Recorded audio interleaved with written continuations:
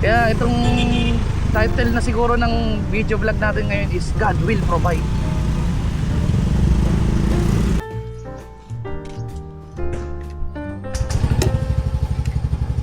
Yun no. So ayun mga kagaw, samahan nyo akong pumasok ngayon. Today is January 14. Subukan lang natin mag video ng ano, ng tawag dito, ng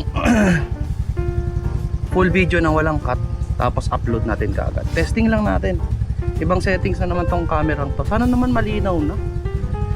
So ayun, painitin lang natin ng konti si Zio, tapos bounce na tayo. Mukhang di naman uulan.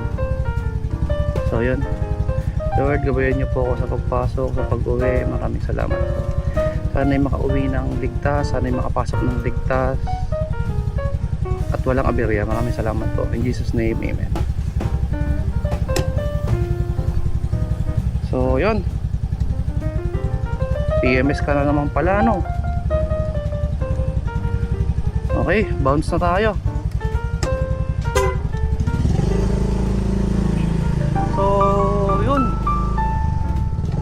good day sa inyo mga kagaw. Yun no, ito yung pang-pitong araw na ng gout ko, pero wala na akong gamot na iniinom. Tiwala na lang sa mga kinakain. Ayan oh, wala oh. Safe. So yun, ipo-full vlog lang natin tong biyahe ko. Sana'y hindi ganun ka traffic. Kasi pagka mas matagal na minutes yung video natin, palastik na uubos yung memory ko eh. Umiiyak yung cellphone ko eh. Kaya turn. Napupuno yung cellphone ko, tapos nagre-render ako, di na, wala na. Meron akong unang video na ginawa nung isang araw, di ko na upload. 48 minutes. So ayun, kwentuhan lang tayo papasok. Kahit walang kwenta yung pag-uusapan natin tungkol sa kalsada, tungkol sa gout, ganon. Kwento lang tayo para lang merong, basta kwento lang. Yan, tama ba yung point of view ko?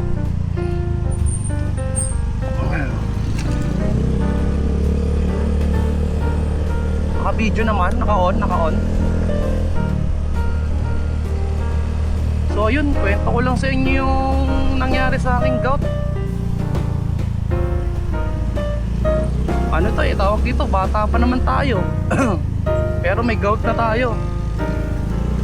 Ano yan, wala ngayon ang meta ngayon 2025 tsaka 2026, kahit bata may ginagout na. Wala na yan sa edad. Nandun na yan sa ano, kinakain. Tignan nyo, hindi naman ako nainom, pero dinout pa rin tayo. Yung unang gout ko pala mga ka-gout, siguro October 31, 2025. Grabe yun, namagatungkanan pa ako.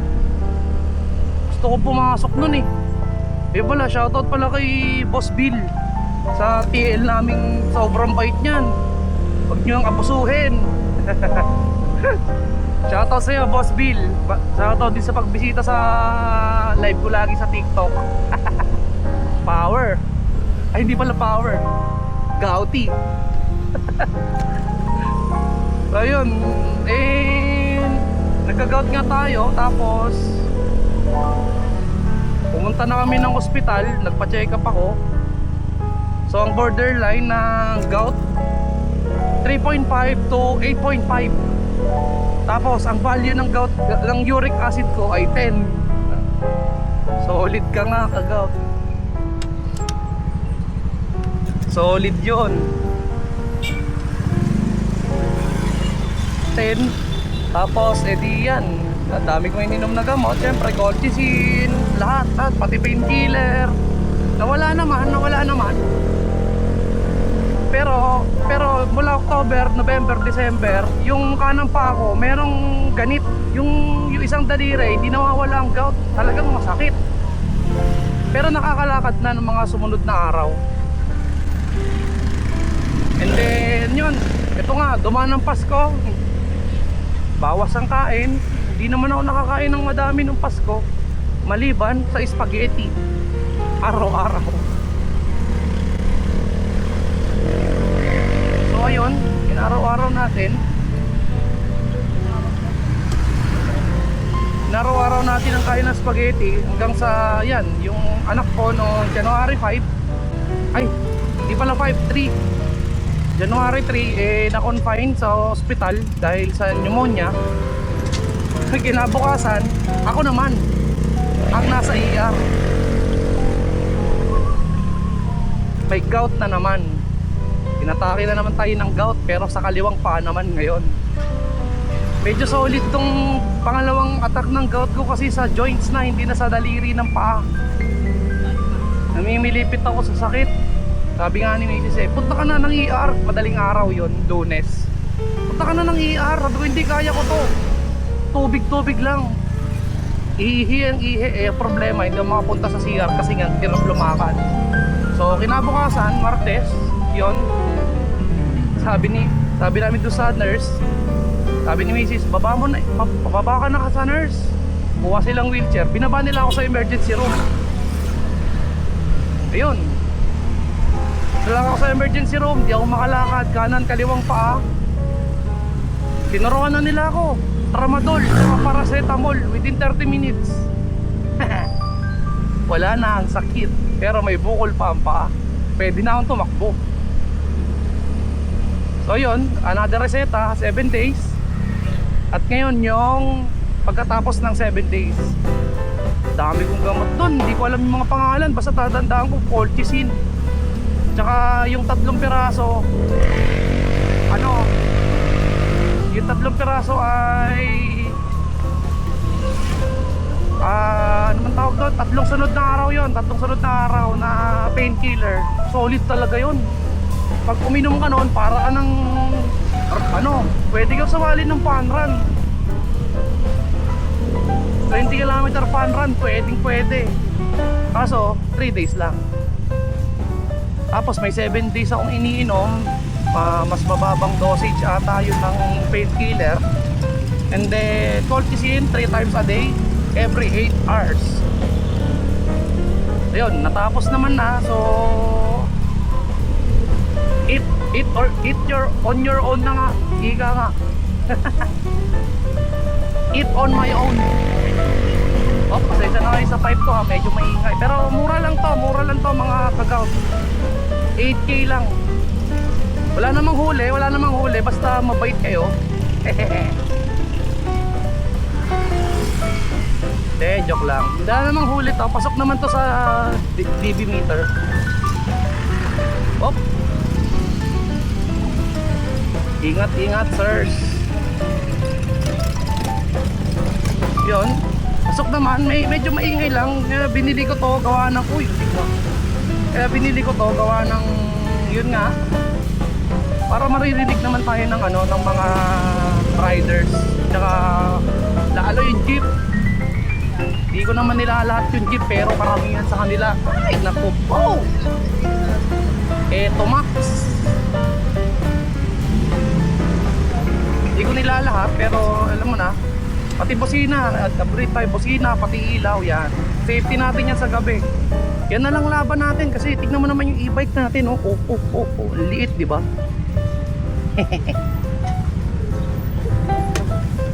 Maliit lang e-bike natin, may nag-U-turn.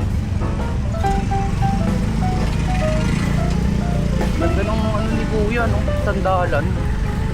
Sige lang, sandal ka lang, huwag mong pipigilan. Shoutout sa Cycle Mind Overtake. O, dasal muna tayo. Checkpoint number 1 kay Lord. Thank you Lord. Nandito tayo sa ngayon, sa bayan na. Sana'y makapasok tayo ng maaga para hindi tayo pipila ng matagal.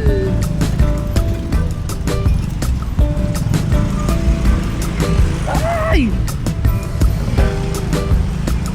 Yan. Napaunayan natin sir. Nung unang vlog ko may magkasabay din ako nakapasyo. Sir, good afternoon. Kapinansin. Pati natin lahat ng mga motorista para yun, good vibes tayo, di ba? Ay, sige na nga. Sige na nga. Ayoko kasi nung masikip yung kalsada. Ayoko nang masikip, ayoko nang may kasabay, katabi, katabi sa kalsada. Kunyari may motor dito, may motor doon, may motor dyan. Ginagawa ko talaga, binibilisan ko, inunahan ko, ayoko nang may katabi. Hindi naman sa pag-overtake. Ayoko nang may katabi kasi pag isa may magkamali doon, o may isa masargo sa amin, damay-damay kami lahat. Wala lang, ganyan din yung gali ko sa bike eh. Diba, kunyari, nagbabike kayo, single file kayo, single file lang, huwag nyong dikitan yung ibang kasama or pag same instance kayo. Naralaman natin yan sana eh, sa driving school, diba? Tsaka in-exam natin sa LTO, kailangan nyo ng safe distance. Yun oh. Huwag kayong tutok ng tutok. Tsaka shoutout nga pala sa mga mga nagmamadaling pumasok. Hindi magmadali. Makakarating din naman kayo. Kung late kayo. Kung gusto nyo pumasok ng maaga, kumilos kayo ng maaga, di ba? Tama ba ako? Katulad nyo, no, wala pang alauna, nasa biyahe na tayo. Ang lapit-lapit ko lang sa Alabang, 10 kilometers away lang. Di ba? Oh, 35 lang, takbong e-bike lang. Takbo-takbong e-bike lang tayo dito para swabe lang, di ba? Ay, grabe naman sa usok yun, sir. Hindi ka ba karmahin yan? Hindi ka ba karmahin sa LTO nyan, boss? Joke lang.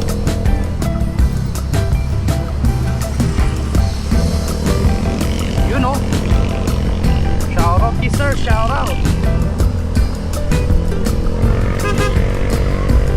Tapos yun, ugali ko pagka kunyari sa tingin ko yung sasakyan kumakabi o umiiba ng linya, katulad yan, linya yan, sinahan mo na, courtesy, parang alam mo yun, courtesy call, op, tawid po ako, wait lang, yan, courtesy call lang, para alam nyo yun, mga defensive drivers tayo eh, para lang ma-warningan sila na, uy, nandyan ako, huwag ka malikot, ay, patay ka sa basyan, boss. Diyan mo, diba, jeep, wala silang makialam kung mayroong masagi. Hindi ko nila lahat ng driver, may mga mababait pa ring driver, pero karamihan sa kanila ganun. O, dito tayo, grabe naman yung bakal, delicates yan. Ayokong lumusot.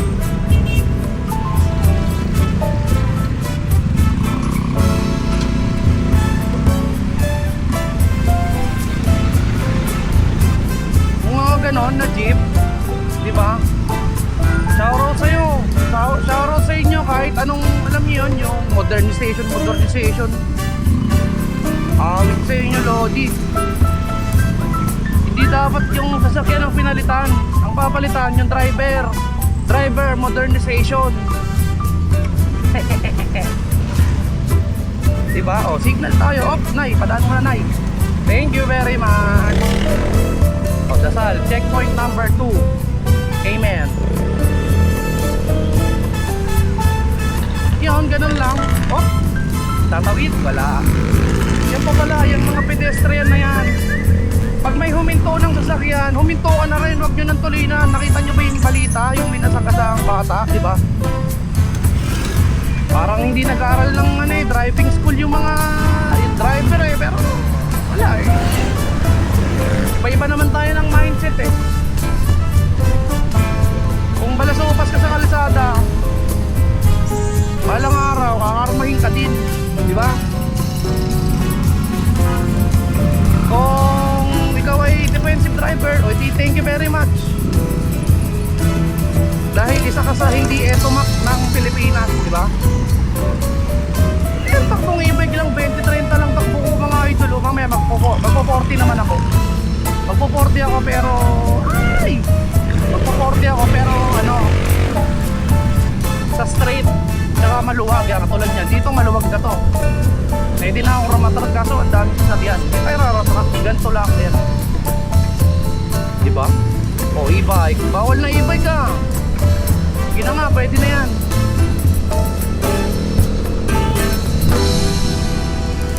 Pwede na yung e-bike, wala namang nahuhuli. Ganun tayo mga Pilipino eh, diba? Gagawa ng kasamaan hanggat hindi nahuhuli. Philippines, number 1. Ito, naka-signal sa right to. Magra-right pa siya. Hayaan na lang natin siya mag-right. Kasi pwede tayong i-cut niyan, di ba? Oh. Yan yung mga signal ko sa kamay. Nakamahan ako yan sa pagbabike ko dati. Na-apply pa rin naman yung skill sa pagbabike. Dahil hindi ako sanay ng mabilis ang takbuhan sa motor. Kasi yung bike ko nga 25 lang ang top speed ko eh. Gravel nga pala ang pinabike ko mga idol. Gravel bikers tayo. Kaya may motovlog tayo, tapos merong bike vlog. Sahan na lang para payaman. Joke lang. Enjoy lang natin. Uy! Diba, inunahan ako. Pero hindi ko siya unahan. Una ka na, pangit ka naman. Joke lang sir. Shoutout sa'yo. Ganda ng langit, makulimlim lang. Hindi tayo mabibilad sa araw. Itong jacket ko 3 araw na eh. Hindi ako nagamit ng ibang jacket. Ang ganda na itong jacket na ito, gawa ng suabe. Oh, yan o, tulad yan. Ito, mabait yung driver. Diba? Hindi lahat ng driver masama ugali. Hindi lahat ng jeepney driver masama ugali. Karamihan lang. Kaya tingnan nyo, nakita niya ako sa side mirror, may spot, may slot, diba? Pinalusot, ayan lang. Tsaka pag yan, katulad niya may traffic light, huwag kayo mag-hitting the red lights, diba? Sundin nyo. Eh, walang traffic light, pero may enforcer. Pero pwede na siguro, parang huliin eh. Sorry Lord. Sorry sirs. Ayan o.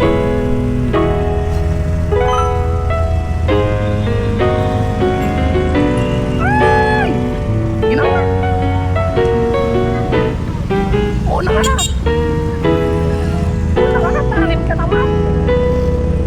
Joke lang. Hop, tumirik. Hop, safety. Huwag ka sana munang umulan, papasukin mo muna ako.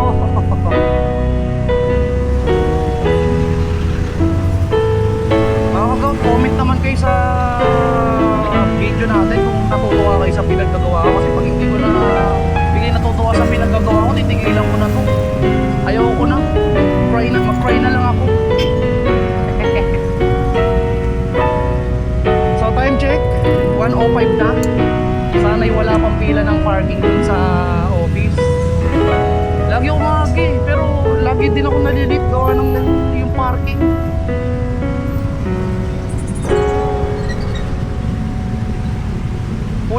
Full vlog, wala nang edit to, upload ko na kagad, bahala na si Batman.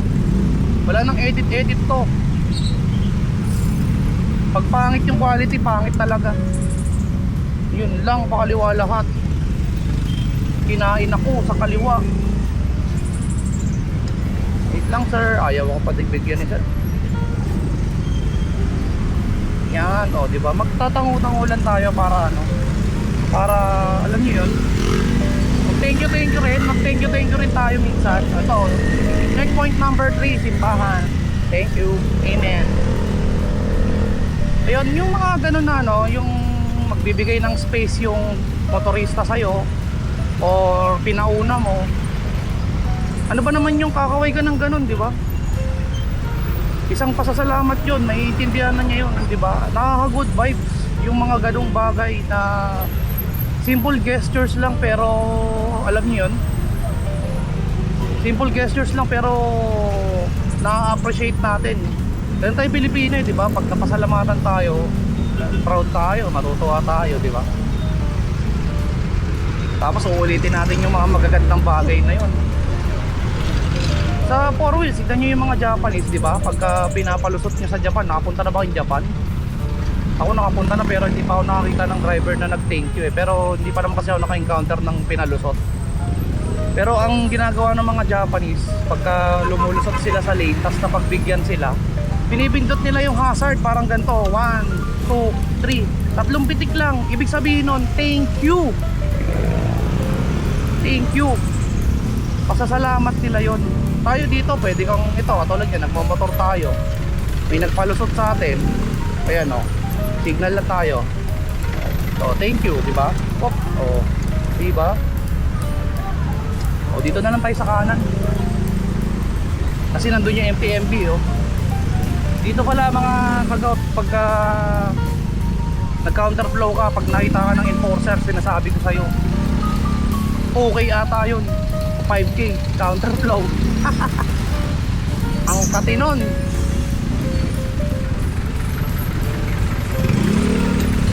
Yung ano, wala kang kuto, tapos bigla ka magkakakuto dahil lang pati ng ulo mo.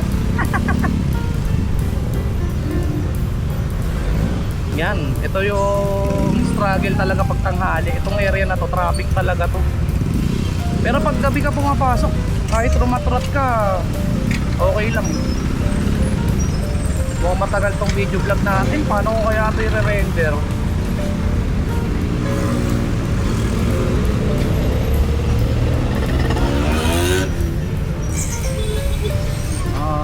Ay, maluwag na dito. Yan, maluwag na.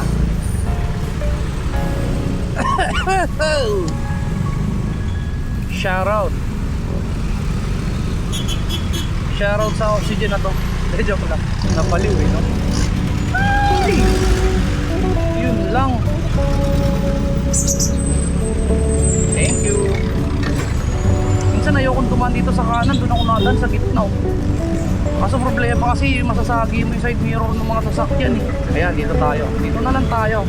Para higit na tayo doon. Dito kasi ang dami ng tao.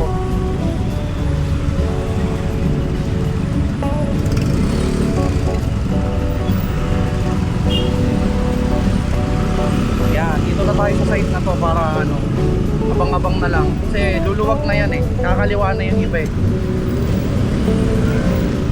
Yan, ayun no, may salamin.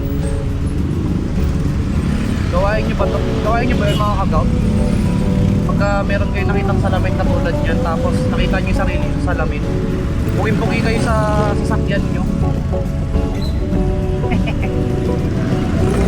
Kunyari ito, maluwag naman, no? Maluwag, tapos wala namang traffic, tapos may salamin. Nakikita nyo ba yung sarili nyo? Salamin ang pogi nyo. Pogi din ng motor nyo, pogi ng kotse nyo, diba?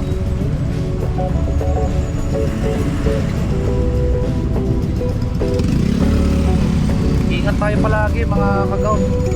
Kahit anong ano pa yan, kahit anong sasakyan pa ang gamitin natin, bisikleta, ano ba, sidecar, motor, tricycle, four wheels, truck, ingat tayo. Pwede lang bago kayo umalis, check nyo yung sasakyan nyo kung roadworthy ba yun. May preno ba? Tinanggal ba ng preno ng pag nanakaw yung preno ng motor ko nung gabi? Ganon. Check nyo kung nawalan kayo ng preno. Maliban sa nawalan ng preno, wala na rin kayong gas, di ba?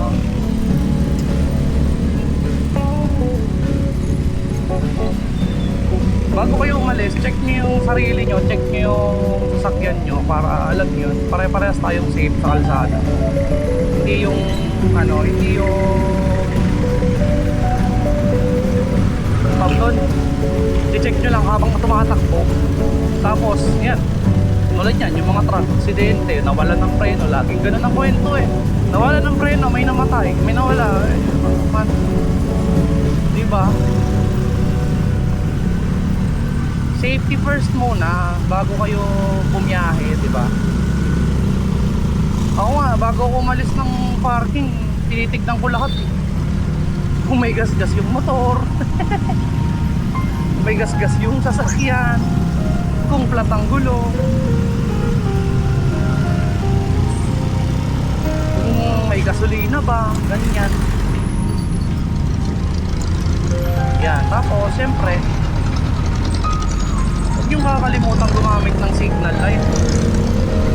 Kasi hindi porket nakamotor kayo, hindi na kayo gagamit ng signal light. Kaya nga ginawa ito eh. Kunyari ako yung manufacturer, Maki Nitora Motorcycles, di ba? Kunyari ako gumawa ng motor, tapos di nyo naman ginagamit yung signal light, eh tanggalin na natin yan. Tapos palit natin yung kamay nyo, di ba? Napakasimple lang eh, oh, left, right, oh, tatawid, peto. Sige po, tabit po kayo, nay. Yan, di ba? Shoutout kay kuya, thank you kuya. Ganon. Ilabas mo lang kung sino ka. Ipakita mo kung sino ka. Ay, naku po. Kati na naman ang lalamunan ko, Diyos ko po. Mamaya super blue na naman po, wag naman. Wag na. Papasalamat nga pala ako kay Lord dahil yun nga, na-confine nga. Hindi naman sa dahil na-confine yung anak ko. Na-confine yung anak ko at wala kaming binayaran dahil sa health card namin. At thinking ko na yung health card ko ay less than 20k na lang ang limit. Kasi last year ay na-confine ulit yung anak ko 5 araw. So ang nakalagay doon sa card ko is 100k. 100k ang aking limit. So ang nagastos namin sa hospital last year is nasa 70 na. 70 o 80k na. Tapos yun nga, nung na-confine yung anak ko ngayon, ang renewal ng card ko sa Intellicare, shoutout pala sa Intellicare. Pa-confine siya ngayong taon, ang renewal ay February. Tapos tumawag kay Mrs. yung Intellicare para i-confirm yung illness ng anak ko ngayon. Tapos ito ang good news.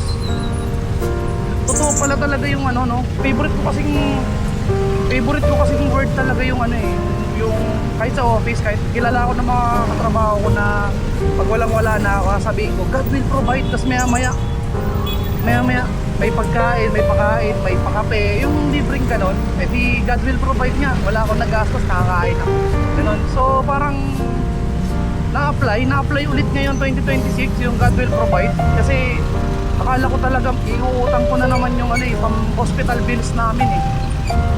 Tapos yun nga, tumawag yung Intellicare, meron daw limit si Pogi na 90k. Di sabi ko kay Mrs. pa-confirm mo nga ba kasi 90k eh, nakakasave 80k na tayo last year. Tapos ang renewal eh February pa. So sabi sa amin 90k daw kasi iba pa daw yung illness last year. Kasi ang coverage daw ng aking card ay per illness. So ibang illness yung last year at ibang illness yung ngayon. So covered naman. Siguro ang hospital bills namin ay nasa 64k. Wala pang PhilHealth doon. Ayun, 84 pesos lang ang binayad ni Mrs. doon sa final bill. Thank you Lord, thank you Lord, salamat. Nakaiyak. Naluha na naman ako. Kaya itong title na siguro ng video vlog natin ngayon is God will provide. Kahit walang-wala ka na, kahit di mo alam saan mo kukunin ng pera, may darating na maganda, diba?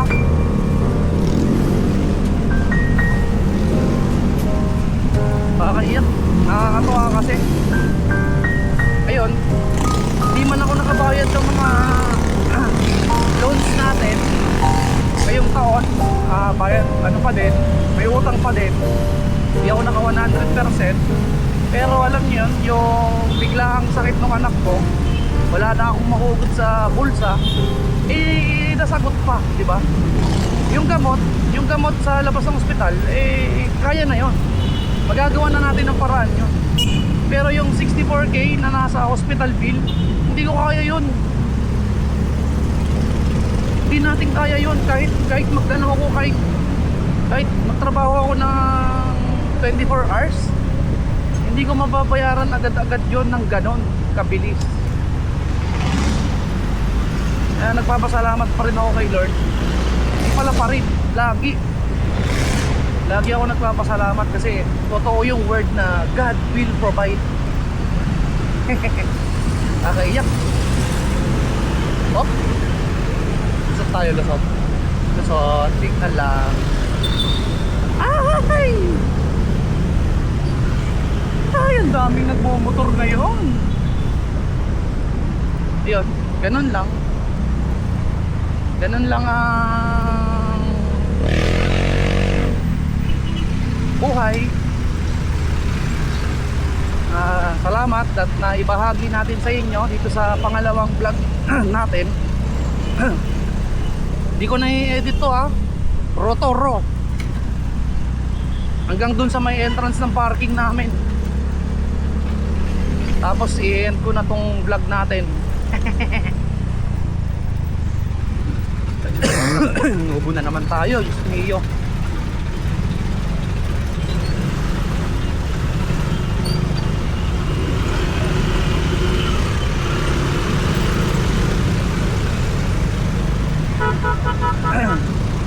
Nakakatuwa lang. Sana sa mga manonood ng vlog ko huwag kayong tamarin. I mean, tapusin nyo tong vlog ko. Tapusin nyo tong vlog ko kasi buong biyahe natin nakikipagkwentuhan ako sa inyo kahit alam nyo wala akong kausap ko tong camera. Kasi ito ay kaya nga tinawag na motovlog eh, video log. Ibig sabihin yung daily mo, yung daily ginagawa mo sa buhay mo is binabahagi mo sa iba, di ba? Binabahagi mo yung vlog mo sa ibang tao. Hindi naman lahat, pero ano yun, yung part ng buhay mo na pwede namang i-share sa iba, di ba? Share natin. Ganito talaga tayo. Actually, mainitin talaga ulo ko sa kalsada eh, pero nung nagmotor ako, naintindihan ko na ang lahat.